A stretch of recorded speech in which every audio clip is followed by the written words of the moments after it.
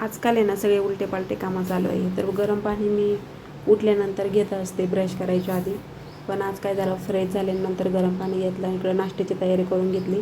तर इकडे बाळाला झाली होती सर्दी, तर इकडे मी त्याची छाती शेकवत होते ओव्याने.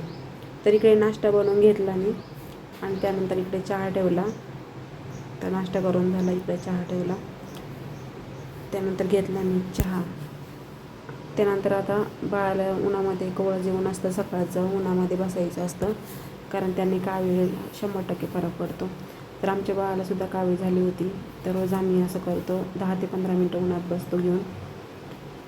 तर जन्मताच बाळाला ही कावीळ असतेच, पण आम्ही खूप घाबरून गेलो होतो, कारण काही माहीत नसतं काही नाही.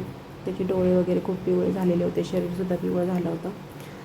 तर आता आमच्या बाळाला फरक पडलेला आहे. आता इकडे लाडू बनवायचं काम चालू होतं.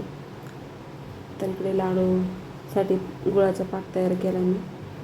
आणि ह्यामध्ये मी डिंक आणि मेथ्या टाकल्या नाही, कारण की पहिले टाकल्या होत्या, पहिले जेव्हा लाडू बनवले होते तेव्हा, पण ते कडू लागतात त्याच्यामुळे खात नाही. तर त्याच्यामुळे म्हणलं आता याच्यात टाकायचंच नाही, याच्यात काही मी टाकलंच नाही.